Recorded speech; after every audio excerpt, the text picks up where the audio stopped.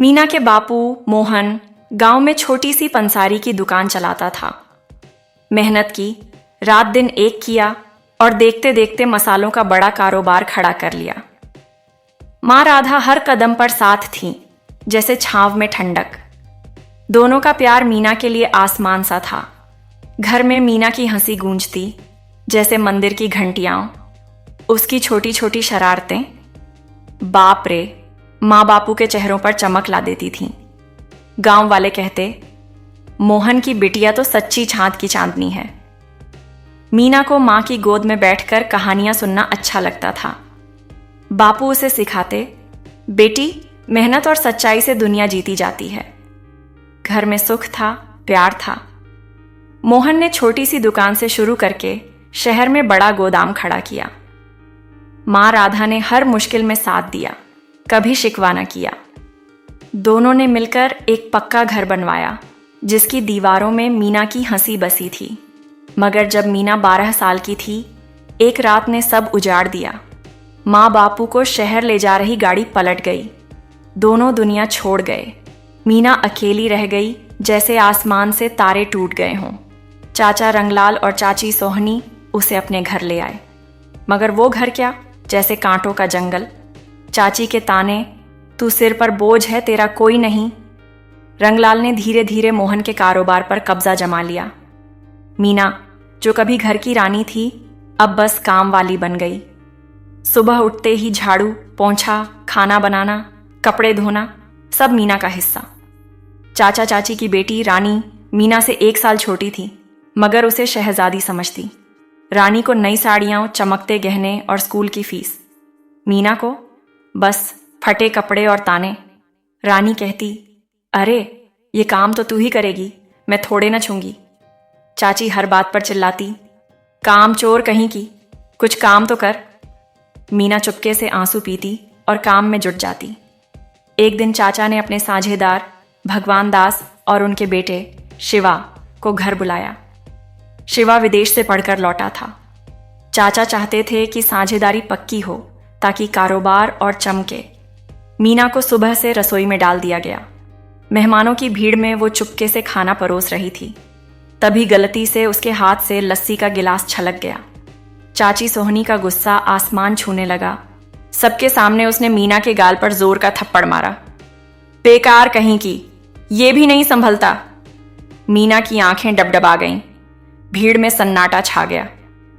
शिवा ने एक पल को मीना की तरफ देखा, जैसे कुछ कहना चाहता हो, मगर फिर चुप। उस रात मेहमान चले गए तो चाची ने मीना को इतना मारा कि उसका बदन दर्द से चीख उठा।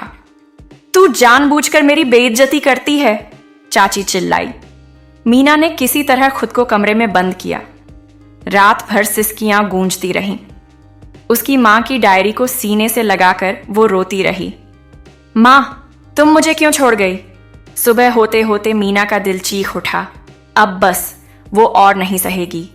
रात के अंधेरे में जब सब सो रहे थे, उसने पुरानी थैली में 2 जोड़ी कपड़े, माँ की डायरी और बापू की दी हुई एक पुरानी घड़ी डाली। चुपके से घर से निकल पड़ी। सड़कें सूनी थीं, दिल डर से कांप रहा था, मगर कदम नहीं रुके। कहीं भी चली जाऊं, मगर यहां नहीं रुकूंगी, उसने ठान लिया। सड़क पर चलते चलते वो थक गई। पैरों में छाले पड़ गए। भूख से पेट चीख रहा था, मगर उसने हार ना मानी। रात के आखिरी पहर में वो एक छोटे से आश्रम के गेट पर जा पहुंची।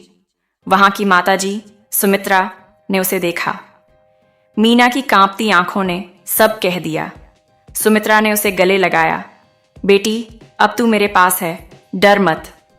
मीना फूट फूट कर रो पड़ी। आश्रम में मीना को नया ठिकाना मिला।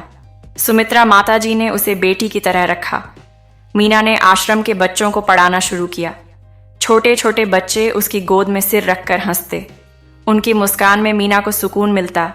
उसने अपने दर्द को बच्चों की हंसी में डुबाना सीख लिया। माँ, तुम कहीं हो ना? देखो, मैं टूट नहीं रही, वो मन ही मन कहती। आश्रम में रहते हुए मीना ने पढ़ाई फिर शुरू की। रात रात भर किताबों में सिर डाला, मेहनत रंग लाई। उसे स्कॉलरशिप मिली।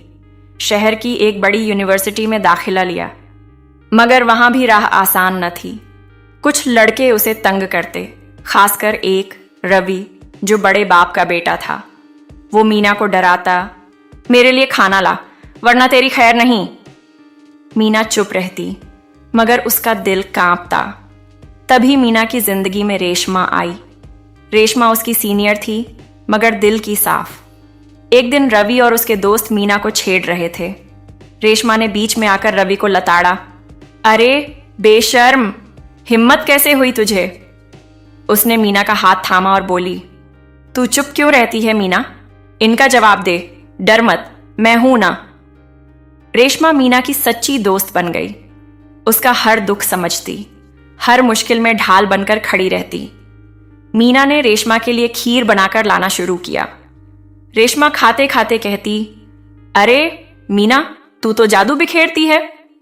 दोनों की दोस्ती गहरी हो गई, मगर रवि की हरकतें बढ़ती गईं। एक दिन उसने मीना की फोटोशॉप की हुई तस्वीरें यूनिवर्सिटी के नोटिस बोर्ड पर चिपका दी। तस्वीरें ऐसी कि मीना की इज्जत मिट्टी में मिल जाए। मीना टूट गई। उसने यूनिवर्सिटी छोड़ने का मन बना लिया, मगर रेशमा ने उसे रोका। ये तेरी हार नहीं, उनकी गंदी सोच है। रेशमा ने मीना को साइबर क्राइम में शिकायत करने की सलाह दी। एक वकील से मिलवाया। कई साल बाद आश्रम में एक पुराना चेहरा आया, शिवा। वही शिवा जो उस रात चुप रहा था, मगर अब वो बदला हुआ था। बच्चों के लिए राशन और किताबें लाया।